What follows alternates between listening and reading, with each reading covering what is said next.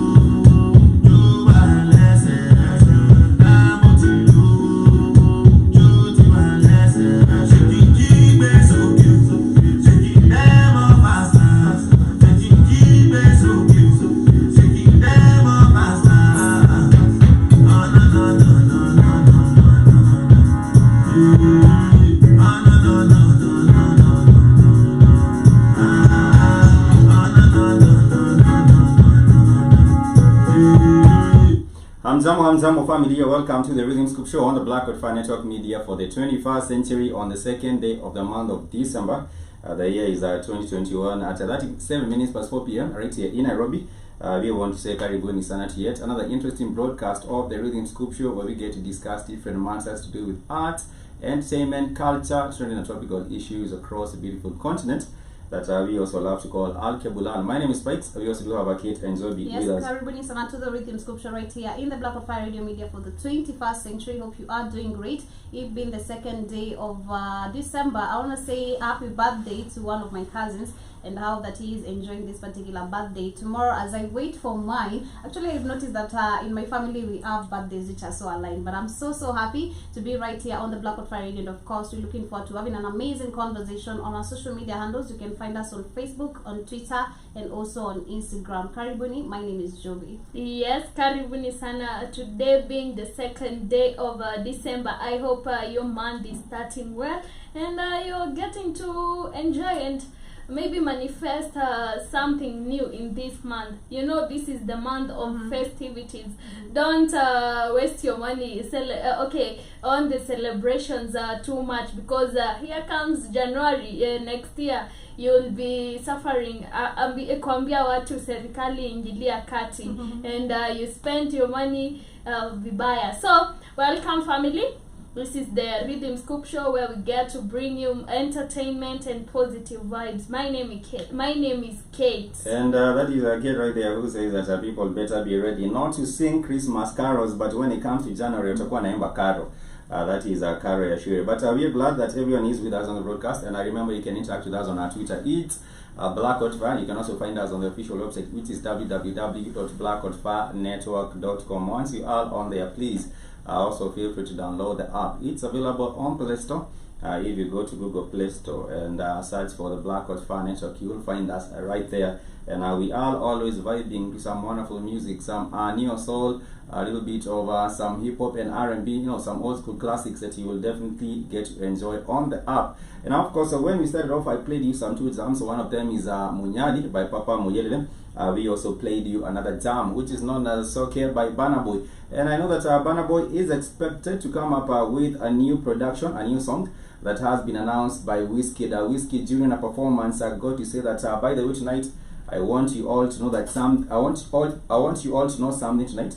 Burna Boy and I are dropping a new song. We got a new video. Everything coming for you guys. So don't dull, don't sleep on a bicycle. That is what Wizkid was telling his fans. He made an announcement, and of course he recently concluded his 3-day concert in the United Kingdom, which has also sparked up a lot of controversy. One of the things that has been going on right now, even if he's being celebrated as being the #1 artist on the continent, according to Apple Music. Yesterday, not the day, was it yesterday or the day before, he was performing on stage with Thames, and he wanted to lift Thames, but Thames was not feeling the vibe. So he could read from the body language that Thames didn't want to be lifted up on stage. You know the way you would have Lil Wayne or Drake and Nicki Minaj dancing on stage and lifting each other up. So Thames was getting lifted up, and she wasn't feeling the vibe. So right now Nigerians are telling Wizkid to apologize for trying to lift Thames on stage, and Thames really wasn't feeling the vibe. But nonetheless, Wizkid has been given the Artist of the Year award by Apple Music, and of course I would say it's deserving for them, because you might make like 10 songs or even 20 songs in a year, but one song gets to become the breakthrough. So for all the artists who are also trying and working very hard, please continue doing what you're doing, because you don't know which will be your crossover song. For Thames and Wizkid, they came through with that song, which is Essence, and we get to play it a lot right here on the Blackout Fire Network. So today we shall be getting into different things. One of them has to be what is happening with the country of South Africa. We all know that South Africa right now is outraged. The South Africans are actually really outraged because of this matter of the international or the flight bans that have come against the country because of the discovery of this Omicron variant in the country. And we shall be getting a little bit into that, but that is right after this short music break. We get back with the vibes. This is Taki Dakos, and the name of the song is Hawaii, right here on the Rhythm Scoop Show with the Blackout Fire Network Media for the 21st century. I hope that you stay jamming with us and also interact with us on our social media platforms. Like I said, we are on Instagram at Blackout Fire, and also on Twitter at Blackout Fire, and also on Facebook, Blackout Fire Network Radio Station. Once you are on there, drop a comment, let us know how it's going. It's a throwback Thursday, so we shall also be getting with that. We shall be playing you some throwback tracks right here on the Blackout Fire, but that is right after this jam, which is by Staki Dakos. And Staki Dakos is one of our favorite artists right here. He's doing the most, and we hope that he continue coming through with more music. Maybe sometime you might also become the Spotify or the Artist of the Year for Apple Music. Who knows? If you see young talent like this doing the most and putting in their work, then eventually they come up on top. This is why by Staki Dakos with the Blackout Fire Network Media for the 21st century.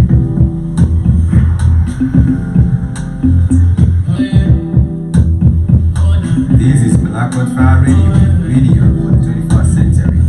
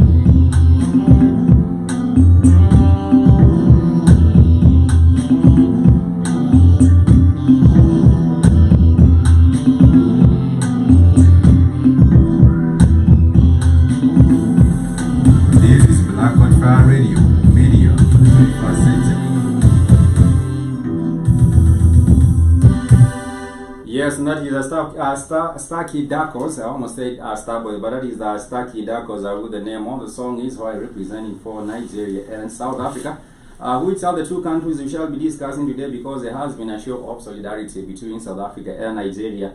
The South African President Cyril Ramaphosa decided to go and visit his Nigerian counterpart, Muhammadu Buhari. We shall be talking about that as we proceed. But thank you so much, Sister Lightbearer, for joining us on the broadcast. You're saying hi, Spikes and family. Hi to you too. We do hope that Sister Lightbearer, you are doing well. I was just trying to check up your channel, Sister Lightbearer. Seems like there are a couple of other many Lightbearer channels, but I'm sure I will find it, because I also do know that you have been up to creating, sharing wonderful information, which also I believe we should also be getting to share with the rest of the family. And thank you so much. I hope that your day is coming up just great. Today we shall start off the show taking you all the way to the Pearl of Africa, or what they call Kampala, which is they also call the Pearl of Africa. The city is known as also the Pearl of Africa.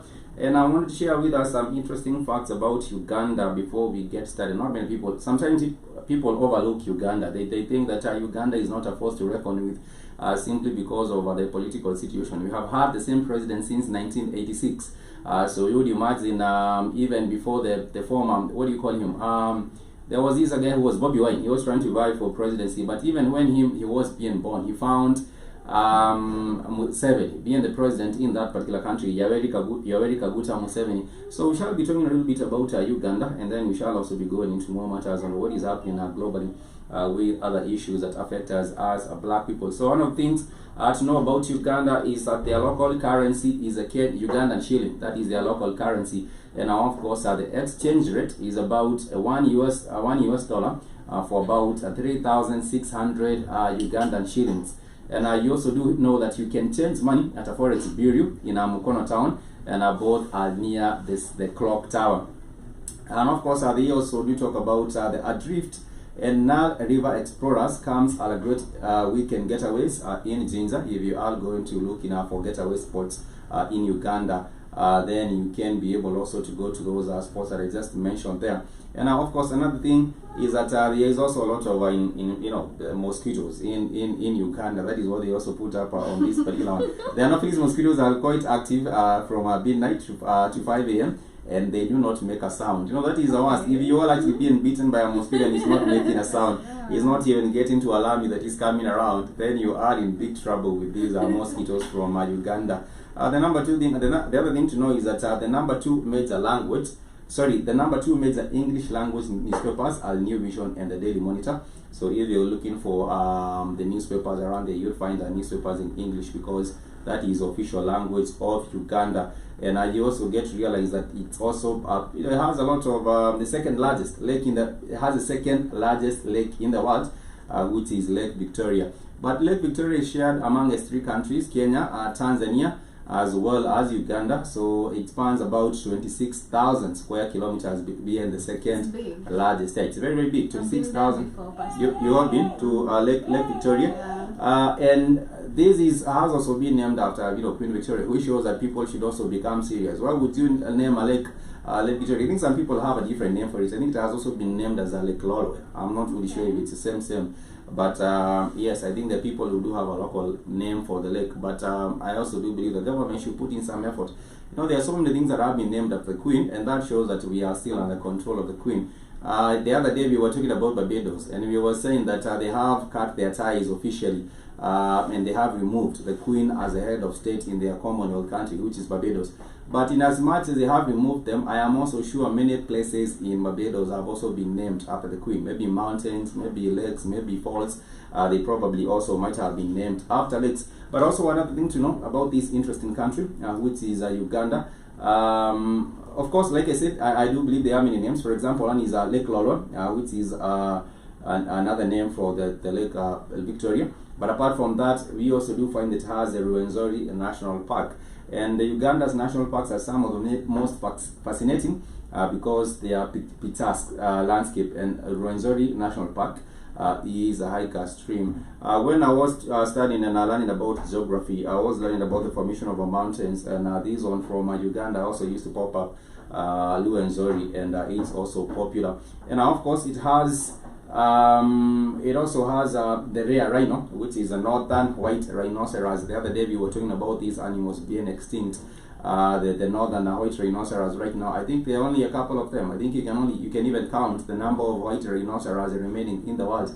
And I do hope that also the Ugandan government is also focusing on getting to really, what can I say, the preservation of these wildlife, because in the next few years you might not even have these white rhinoceros if it is not already extinct. I believe it has been categorized as an extinct animal, and now of course it is you can also find the big five in Uganda: the lion, the cheetah, the forest elephant, these rhinoceros, and you can also find these other unique flora and fauna in this beautiful country, which is known as Uganda. And like I said, there is something we shall be talking about Uganda today, which is the Ugandan forces going into the DRC Congo. I'm not sure whether Kate and Newsome might have heard about it.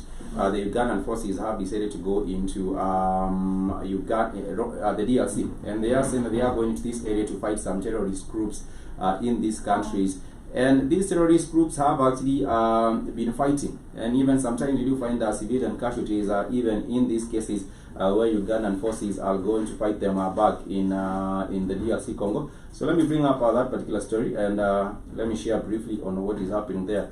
For a fact, I know that the DRC Congo is a country that there is a lot of poverty in the DRC Congo, and I'm not even sure they are able to pay their own military forces very well to go and fight these local militias. Some of these local militias are funded from the outside, and therefore you would find them being powerful, having weapons, but they are not locally funded. These are being funded from the outside, because we all know that DRC is very rich in mineral resources. And you do find they have cobalt, they do have coltan, they do have diamond, they do have gold, they do have all sorts of minerals that you can think of on the African continent, and that is why you do find the DRC becoming very, being destabilized by these foreign elements who use local militia to sort of destabilize the country. So what has been happening in a day or two is that there has been some air raids by the Ugandan forces, and these are troops that have been sent into the DRC Congo to go and hunt for a militia group. This militia group is known as the ADF, and of course these are ADF, like I have said, most of the time you will find them going and massacring the civilians in this country, and we shall be talking a little bit more about that right after this short music break. We also do have some news and stories also coming from Kate and Zobi. This is a Rhythm Scoop Show. The name of the next jam is Halima by Paul Raji. You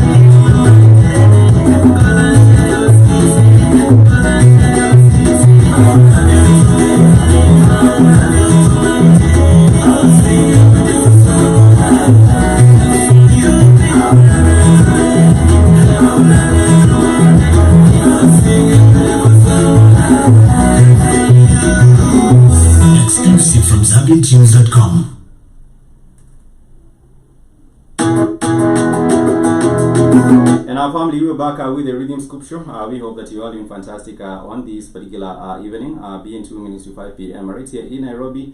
You don't know what time it is, wherever you might be tuning from, but we appreciate you taking the time to join us on the broadcast. It's always a delight to have you tune in. And we were talking about, before we took the break, we were talking about the incursion of these Ugandan armies into the DRC. So what is going on is that the Ugandan troops have crossed into the DRC, as part of a joint operation against the Allied Democratic Forces, which is termed as a militia group, an armed group that both neighboring countries accuse of massacring civilians in the DRC. I have seen some movies about the DRC, and in the movies, the way they depict these militias, I would imagine that it's not as cruel as they show on these particular movies, because I have seen the massacring of civilians, especially in a place known as Ituri, on the northeastern part of the DRC Congo, and it's also said to be a place with lots and lots of minerals, and that is why we do have these militias fighting for control over these groups. And apart from Uganda, we also do have Rwanda. I have heard about Rwandese forces also going into the DRC Congo, which is the area near the border with Rwanda, and are also being used to sort of disrupt the flow of things, and also take out some materials, or take up some resources from these places. And I do believe when there is a country like this that has so many materials, they will not let this country be stable, and that is why they will be able to keep on looting from it. Some years back, there was a time when there was a UN truck that rolled over in the DRC, and there were some minerals found in these trucks. So you imagine these are UN peacekeepers in the DRC Congo who are there, quote unquote, keeping peace or helping preserve peace in the country. While we also know that they are the same external forces that have been involved in destabilizing the country, so that they can have internal fighting, chaos, and in the midst of this chaos, their resources are taken from them. So the two countries, the DRC, said early on Tuesday, the group, the deadliest of dozens of militias plaguing the DRC Mineral East region, has been bombarded with artillery and air raids. The Ugandan Army spokesperson, Flavia Baikwaso, said in a statement that the targets were accurately hit, and they are trying to check out these elements. And then later on, the DRC then came up and said that was not a joint mission. So there are all these conflicting details regarding this attack on the ADF, which is the Allied Democratic Forces, because the DRC government is saying it has not sanctioned these joint force that is said to have been led by this Ugandan Army spokesperson. But nonetheless, we also do have other news and updates coming from around the continent, from Makete and Zobi. Yeah, for me, I wanted to talk about a certain matter that I was supposed to talk about in the morning, but I didn't get the opportunity due to the internet.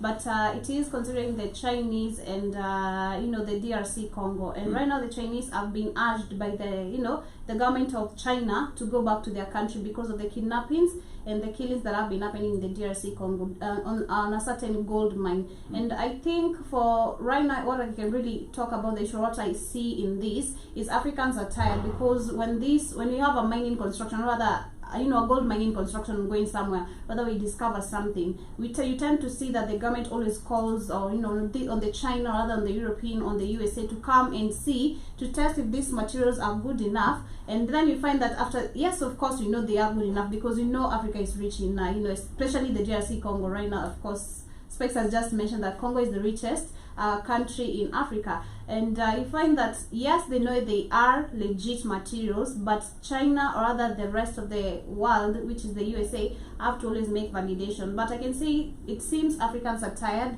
and they need their peace, some piece of their own, to celebrate what they have, to get the opportunity to do their own work, peacefully. And for the Chinese, I think they have gotten to a point where now they are scared, so they need everyone, any Chinese who is in the DRC Congo, to also go back to their country. And I also do believe this should also go to the rest of the African countries. Yeah, I do not see them leaving the country, because they are there to exploit and steal resources. The Chinese, someone was asking some brother from Nigeria, what do you think the Chinese are doing on the continent?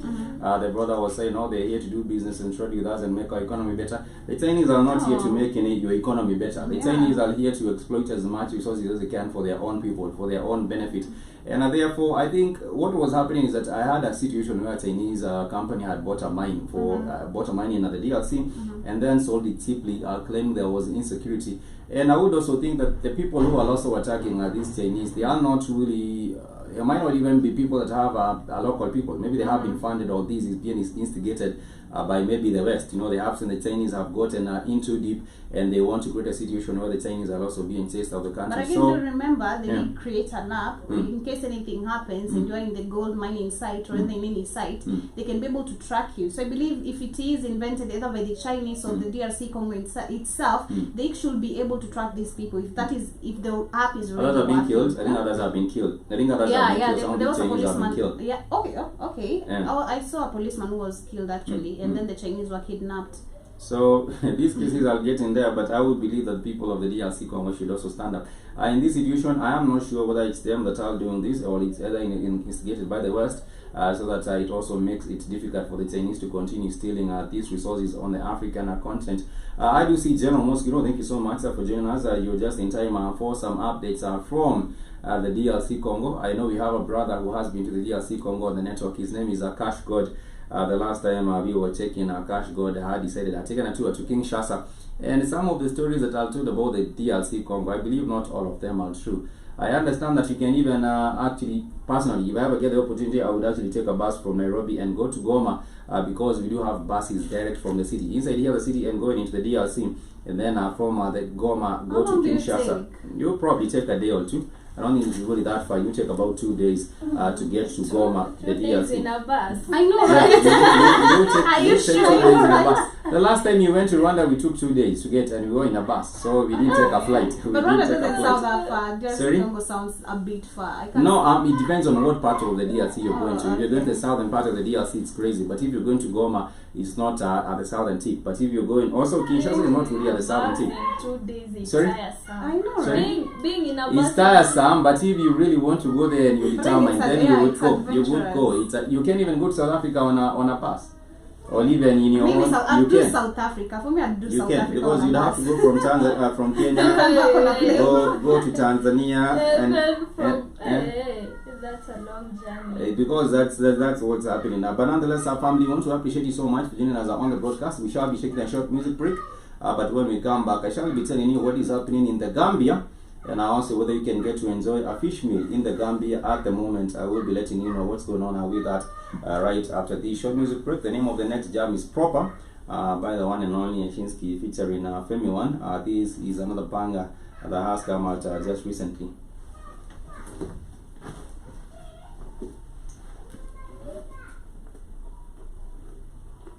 For the 21st century.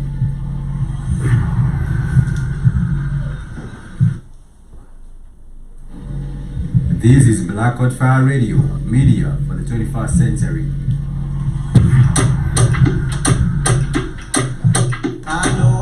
This is Black Hot Fire Radio, media for the 21st century.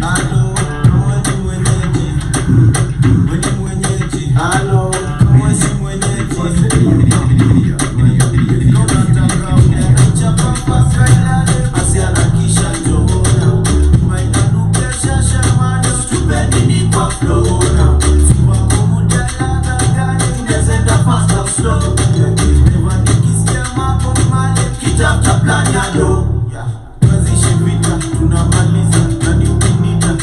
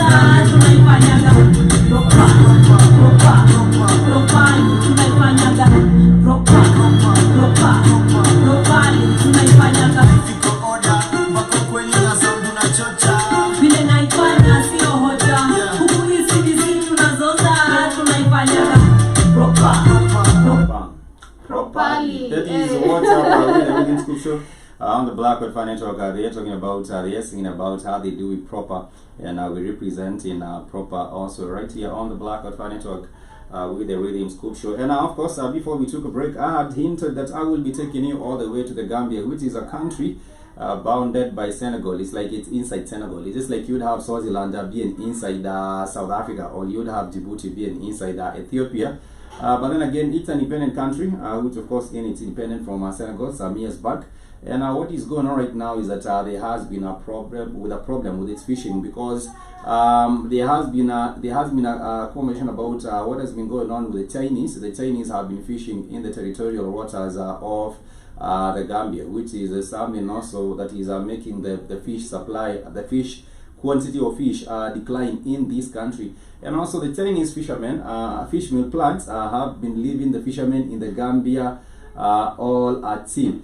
Of course, there have been the arrival of fish meal factories in the Gambia, according to Musa Duboy, saying that they would catch red snapper and barracuda to be sold at the local market, but his income began to dwindle due to the depleted stocks of these Chinese ships also getting to fish on the territorial waters of the Gambia.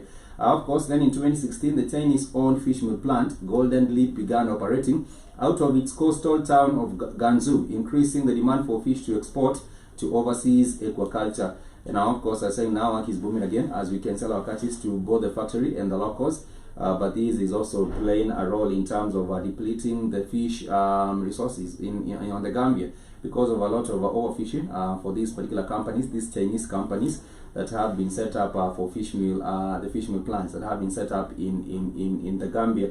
And apart from that, I had said I would need to use so that you will know what kind of fish that we are talking about. You would get a couple types of fish in the Gambia, and of course these include the guitar fish. I didn't know there was a guitar fish. There is also the jackfish. There is the captain fish. There is a grouper. There is the rays. There is a snapper. There is a barracuda. There is a butterfish. There is a threadfin salmon. The ladyfish, and these are just some of the species that can be found on the coastal waters of Gambia. Kate, how many fish types do you know apart from tilapia?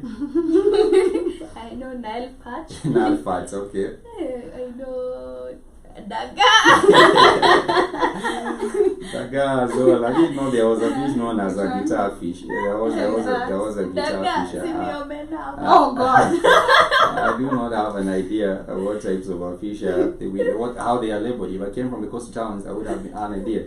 But in Tanzania, when we get to Tanzania and get an opportunity to go to a place known as a Kivukoni Fish Market, we will be able to ask the vendors, what type this is and what type the other one is. Because there are all sorts of fish. I think our fish is healthy for those who consume it, but the problem is there has been a lot of pollution in the waters, and therefore you would find these fish not even not being healthy, because they have taken in a lot of chemicals. Some of them that are just ditched into these rivers or these open water sources, maybe by ships or maybe by other sources, maybe by factories as well, who are just trying to pollute or discard their waste, and they throw it into the sea or into these coastal areas. So it becomes much more hazardous to start consuming this fish, because they do have maybe metals like lead or other different kinds of things that they have taken into their body, and even plastics and other things like that that might also be harmful to your body. But nonetheless, I would believe the government of the Gambia should come up with a policy and make sure that there is the protection of their marine resources. Overfishing will now make these fishermen who rely on fishing to have no sources to make to make an earning from. But apart from that, also in the Gambia, we do have the upcoming elections. Katie was telling us about how they get to vote using marble balls, the marbles, and they throw them into a can, and then these cans are labeled, branded with different colors, and then from there you would know which candidate you are voting from. But the problem is, for me, I was thinking about it later on. I was thinking some people are colorblind, and therefore you might not know where you're putting this. You might even be blind. Even let's leave alone a colorblind. Let's even go to blind people. Okay. So how are you going to know this is a blue can that you're supposed to cast your vote in, or this is a red can, or the yellow can you're supposed to cast. But But assuming in some places you have so many people that are blind, you would have the whole day. But I'm not blaming it on the blind people. I'm just saying maybe they need to recheck their system and find some of the flaws in their system, so that they can also be able to make sure that everyone is included in this particular one. So the Gambians are heading to the polls this weekend on Saturday. And as the Gambians prepare to head to the polls here, people are bitterly divided over whether President Adama Barrow should be running for re-election in the first place, because they feel he has not done enough for them. And apart from that, even the former president, before we had Adama Barrow, we did have the president Yahya Jammeh. Of course, he went into exile after he was deposed. And right now, I think he has come back in the country, in the Gambia. I understand there is also another woman that is being supported by the former president, Yahya Jammeh. And I would not understand why someone who has committed many atrocities against the people of Gambia would even have the guts to go and appoint or even support a candidate. I know everyone has their own right to support whomever they want, but people should not even be eager tuning in or supporting Yahya Jammeh. But of course, Barrow had kept some promises. Adama Barrow had kept some promises. For example, the significant issue hanging over the election of the candidacy of the current president, Adama Barrow, is the lack of commitment to live in power after 3 years. He vowed that and convinced many Gambians to vote for him in 2016, and he had said he would be supporting an easy transition when he left authority, or when he vacated his office. But right now he's vying for another term. I am almost sure that he might win. I think we might have the same president in the same country. But I remember, do you remember that the same way that Keith says, it doesn't matter who votes, it matters who counts the votes. And the same way I remember also Kate mentioning yesterday that even with the matters of the marbles, like even if we were to go and vote in one line, the whole nation for one person, and there are two candidates, for the people who are counting these particular votes, they already know who is the winner. So at the end of the day, even if a president acts up like to the nation or to the citizens, I'm going to resign, I'm going to try do it for the second time, they already know who he is, because they already know who's the president, or rather who is going to sit for this seat again. Because do you remember, corruption and bribing for you to get something is one of the things that I've seen is working in. But for me, I think election, when you talk about the national level, it's difficult, because they would already have a puppet in place who will just take over after if Adama Barrow leaves. But what I know, at the local level, you can bring up change at the local level. For example, if you in Kenya, we do have the wards, like we do have maybe Kilimani ward, maybe Starehe ward, or other things, smaller wards like that. If you all voting at the ward, you would be much even, and of course people that are working in this particular ward counting the votes, you might be able to push change at the smaller levels. But when it comes to the national level, I'm not sure you might be able to make any change. But at the smaller levels, if you're voting for women rep, the MCAs and other levels which are at the smaller levels, maybe there might be some change. Because if at all you decided you will go, at the smaller levels, I don't think you will. There's not a lot of us. For example, if you have a polling station that has about say maybe 3,000 people, and of course everyone really wants to push for these candidates, and of course you are also working within one common voice, you might be able to put some pressure and make sure that these votes are not getting that would be my presumption. But at the national level, it would be a little bit much difficult. We know, let's say for me, I'm vying for women rep, okay, and Kate is also doing the same. I don't think, and we have you as the bigger leader, let's say you are Uhuru, then we are the small people, like you're vying for women rep in this area, and she's doing the same. And our people, or rather our supporters, come and vote for Kate, my supporters come and vote for me. Still, we are working under the law, which is above us, the government itself, the local elections are lead really much, it's I think at the top level. But I think I also get to what you're saying. Dexter, you're saying Jambo, is it called out there? It's a little bit cold, but people are coping, because you do see people wearing their beanies and things like that. That is why you're wondering. When y'all say same, y'all say same. I don't know what that means. It's not a common phrase here. When y'all say same, y'all say same. I do not know. If that is a local, I wouldn't know when y'all say same. I hope that everything is well in Denver, brother. I hope that everything is going on in Denver, Colorado. And I think you're up early, or maybe you're up to work. I'm not sure. But thank you so much. Go on. So I was saying that even if we were to vie for a seat in certain different areas, we still have the leader who is beyond us, like above us, be above us, and we are working under still the system of the government, you know. And you find even if our people, my people want a change in this community, or they want a different leader, it will still not happen, because do remember, they do not want someone who is going to tamper with anything that they are doing, to tamper at the local with them. level, I will still be stand with that notion. At the local level, as a community, you can be able to do some change. At the local level, the national level, not very much, because they're already public. I disagree, because let us look at even where we are right now. We have some people are trying to vie for campaign for different ways, right? Different ways. But yes, our people, yes, we're trying to make, or rather promise us, you're going to make a change. We believe in you, and yes, we want that change. We work, rather invest even on you in anyhow we can. But once you sit on that seat, you're still the same person as those people. So there's no change. It's like you get recruited after you get into that seat. Exactly. Because this is the same thing. We've seen people, okay, when you're vying for this seat, maybe you've never been in that seat for, like, you've never been there. So you get elected and then you're there. Then after you're there, it's like you get recruited to be a puppet, because once you get to that seat, you even forget about your people. You just think about yourself and making yourself rich. I've seen people like that. But the point I was trying to put across is that when you're talking about the rigging of elections, which is very, very popular in Africa, the rigging of elections at the local level, you might be able to do some salvaging. You might salvage some votes there, and now, of course, be able to still put in someone that you might like. At the national level, the mass have already been that is the rigging. That is true. Like, let's say, like the MCA levels. Yeah, the MCA level. That is the point I was making. Like the you have a polling station level, that has about 3,000 people, so you would be able to really see how the numbers are going, because that is small. That is a small localized situation. But the national level, you know, you do not know what of the votes are coming from this area, and that is what I was talking about. But nonetheless, our family, we shall be taking a short music break, and when we come back, we shall be discussing more matters as we get to discuss on what is happening with South Africa and also with Nigeria. Keep it locked.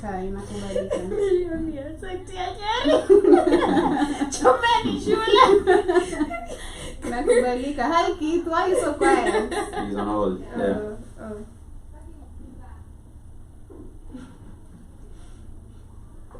I don't know what's going on with the audio. Bye.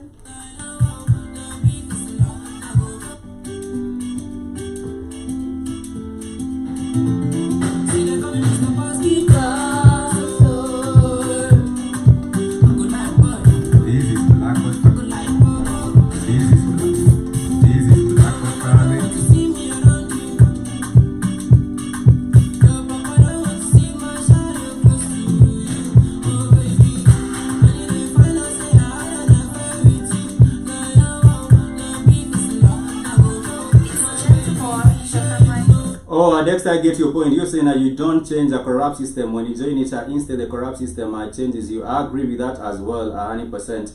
When you go on and you're saying you want to clean the system, you want to drain the swamp, it does not. You become a part of the problem.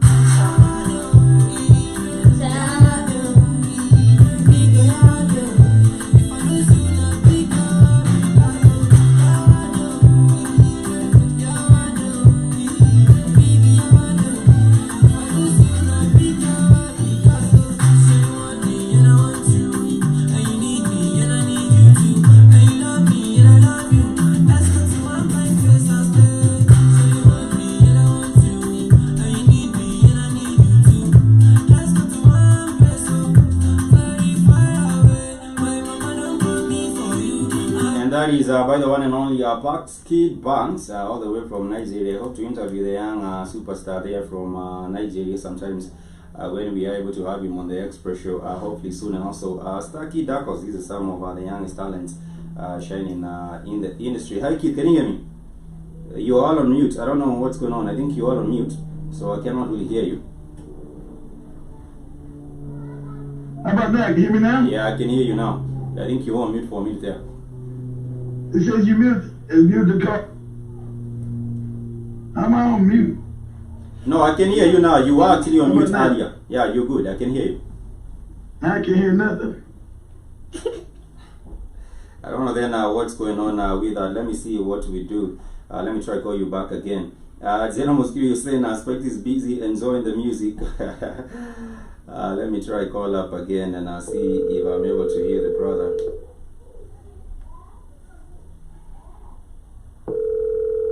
Alright, can you hear me now? Yeah, I can hear you. Can you hear me? You send phone calls on me, you must got me on mute. Let me see. What African muted this call. You got me on mute, Spike. You No, I can hear you. I can hear you. We can hear you. I can hear you, Kill. I can actually hear you. But okay, I'm about to say you one got me on mute. They keep saying I'm not. I can hear you. I'm not sure whether you can hear me now. I ain't put myself on mute. Can you hear me? How's everyone doing? We're We good. good. I'm on mute again. What happened? I didn't mute myself. You keep muting me. I don't know You keep what's... muting me. No. You mute me. Can you hear me? I hear you now. I'm about to. You mute me. I'm gonna mute myself. It's probably putting itself on mute. How's your day going? It's not starting off good, man. It's not starting off good, but I'm up here in the North Georgia mountains. It's not starting off good. Yeah. People don't know what's going on. Things are wrong, so it's gonna be a long, frustrating day. You were talking about Georgia yesterday where they have a new mayor in Atlanta. Are you anywhere close to ATL? Well, yeah. Earlier, yeah, I had to come to the ATL this morning, so I'm about 40 miles north of ATL right now. I'm gotta go a little further. Yeah, I'm about 40 miles north of ATL. Okay. They have a new coon there. Yeah. I'm laughing at Joby and Katie. I see Katie all like in winter clothing, and it's probably really like 70 degrees. What's the temperature there, Spike? It's not even cold. It's 21 degrees Celsius. Let me see 21 to Fahrenheit. 21 to Fahrenheit. 21 Celsius. Yeah, what's that Fahrenheit? Celsius to Fahrenheit. Let me tell you what, you will be shocked. Let me tell you what temperature is. It's 69. It's 69. It's 69 Fahrenheit.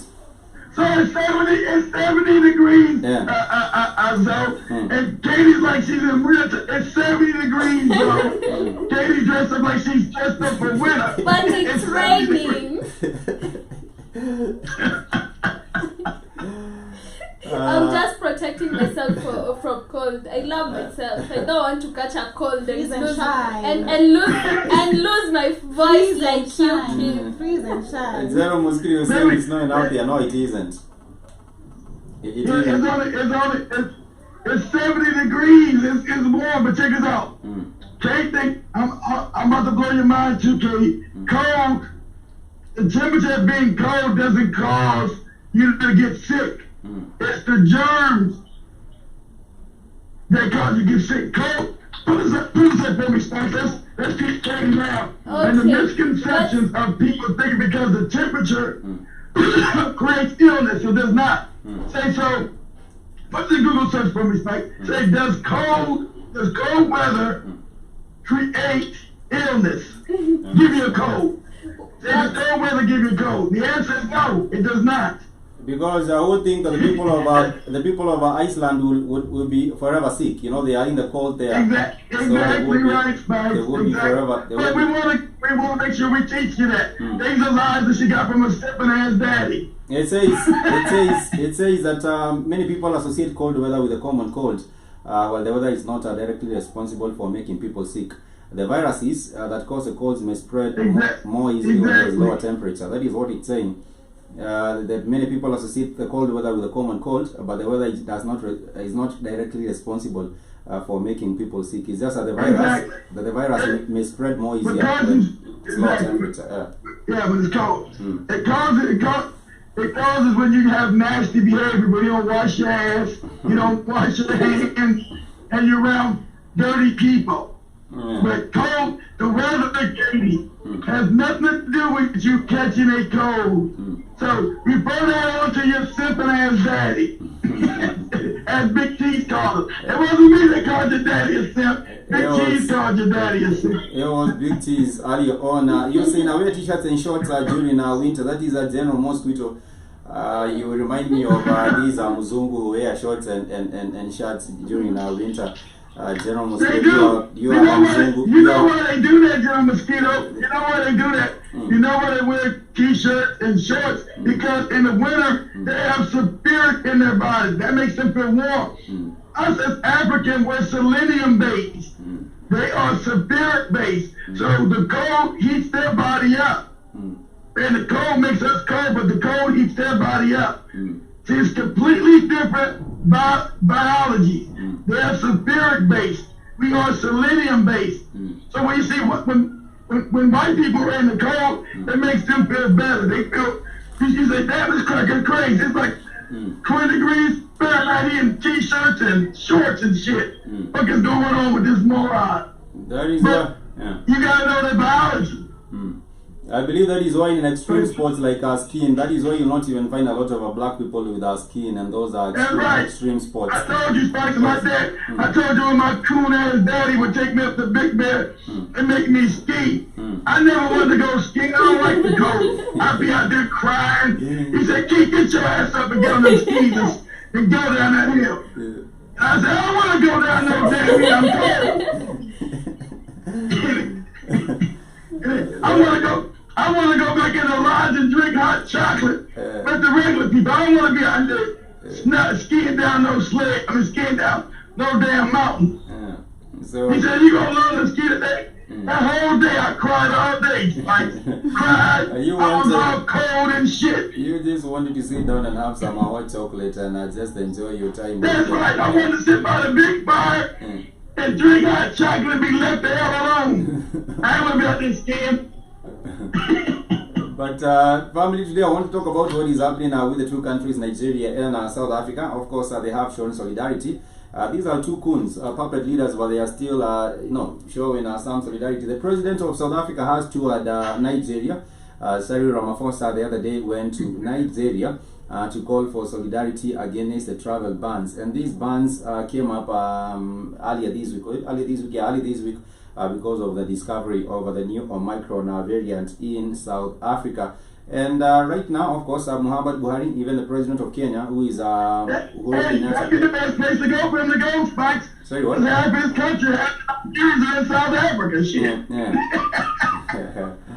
Half the Nigerians in South Africa, Spikes. You said when they get there, they never want to go back to Nigeria because it's like they don't go back. They like it there. Yeah. If you're in a developed country, you're not going back to Nigeria, Spikes. You're not going back to no damn Nigeria. If you're in South Africa and the Nigerians have created their own businesses down there themselves, they're not going back to no damn Nigeria. They're not leaving no South Africa. Even the Zimbabweans. They don't want to leave. Even the people from Zimbabwe. Yeah, from Zimbabwe. When I got to Cape Town, South Africa, I'm not going to lie. My first time in Cape Town, I was like, motherfucker. Damn, this is nice. Shit.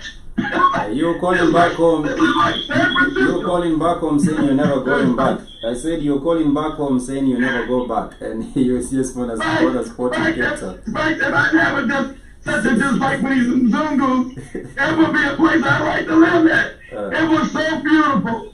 So I was like, Jesus Christ. And so developed, right? But it made me mad. I couldn't stay there because all the white people were lounging, drinking, and all the black people were working, slaving for their ass and doing all the work.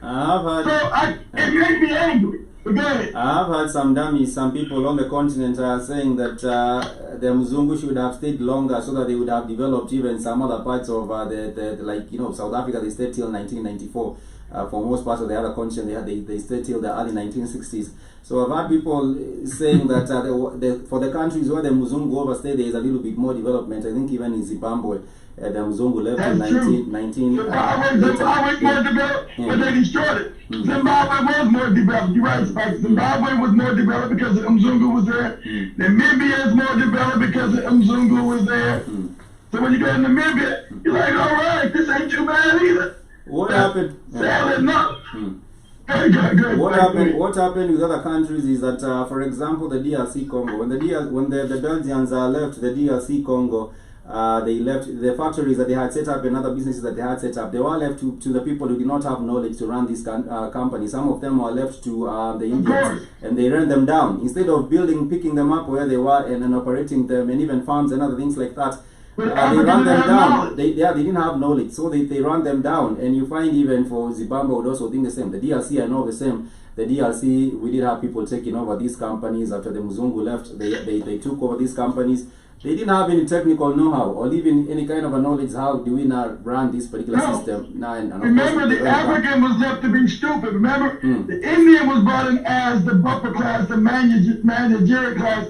The white people would just lounge around and get all the money and live good. The Indians would be there to manage the Negro. Negro wouldn't be given any information. He was going to be nothing but the worker, right? He was going to be the moronic worker. That's how they set it up in Kenya. That's how they set up in Congo and Ghana and Nigeria. The African was going to be on the bottom. He's going to be the moronic worker. He wasn't going to know any knowledge. And Uganda, that's how they set it up everywhere. Yesterday. And so, but the fact that Kenya would be more developed, Kenya would be more developed if they would have let the Mzungu stay a little longer, but the Kenyans start fighting back. Because remember, Mzungu, Kenya is such a beautiful, temperate place. Mzungu loves Kenya, loves it. He said, I'm going to genocide these Africans, I'm going to completely take over Kenya. I'm going to kill all the Africans off, and I'm going to make Kenya like Australia. Kenya was supposed to be like Australia. A white man's country. They were going to murder off all the Africans and leave the Indian there as a buffer race to be below them, and they enjoy Kenya. Kenya's temperate. They probably would have loved to have a border Kenya and Uganda. You know, they were saying they would have Uganda become Israel. Yeah, Uganda too. So they would have Uganda too. Yeah, they wanted to have Uganda and Kenya so that they could have a narrative that Uganda was Israel. It is a chosen land. And with the chosen people, but then exactly. It wasn't going to be the Israel that you see today. They were telling Uganda was the chosen land, folks. There's too many Negroes to kill and fight in Uganda. But they already had the River Nile coming from Uganda, so they had their narrative in place. They would have found ways of switching up their story so that they fit exactly. The River Nile right there came out of Uganda. Exactly right, Spike. So I'm so proud that the Kenyans fought because Kenya would be as white today as Australia, because that was the plan. We're going to wipe these Africans out. Kenya will be a white man's land. It'll be like Australia. If you look at Australia today, you don't know that was African. That was an African country. They wiped those Africans out. We were talking about the man that was caught with some dolls in his car. You remember the man that was caught? He had abducted that small girl, and he was the only black person around that particular area. So it's like not many black people have been left in Australia. I don't know if you remember the small white girl that was abducted. And I remember. I made you laugh. I told you that was the guy doing that. That was the guy doing say, put the lotion on the skin. Derek Aski, thank you so much for joining us. You say in our morning family, morning to you too, brother Derek. I hope that you are doing well, and December is turning out to be what you expected it to be. And of course, we were talking about South Africa. This is a show of solidarity. I think it's good. I think that maybe sometimes we should have speaking with one common voice. We should have Africa speaking with one common voice. And I agree with you, Keith. They have gone to Nigeria. That's how we get our power back, Spike. As Africans get their power back by getting rid of borders and learn that they're one people. Do me a favor, Spike. Show Kelly, put up. Say, what are the areas where you got E1, B1A genetics? Okay, E1. What areas are E1, B1A? As we know, it's the whole African continent, but they need to know, not just me saying that, that the girl in Nigeria is Joby, the girl in South Africa is Joby, the girl in Rwanda is Joby, the girl in Ethiopia is Joby, and Katie. Genetically. These are genetic facts. So this is, I think I'll share these link on, where can I share it? The E1B1 component, it's around the continent of Africa. And the place where it's not is in the north. That is the only place you will not find it. The Madagascar and also the Arab countries. Those are invaded Arabs. Those are not African people. That's what makes me mad when Katie and Joe talk about the Africans in Libya and Algeria. in Egypt. Those are not Africans. Those are invaders of Africa. They invaded our countries. And we lost those wars and we went further south and west and east. Those people are not Africans. Are they an African continent? Yes. It's like when you go to South Africa and see the Mzungu. The Mzungu's not an African. He's born in South Africa. He's not an African. He calls himself an Afrikaner now.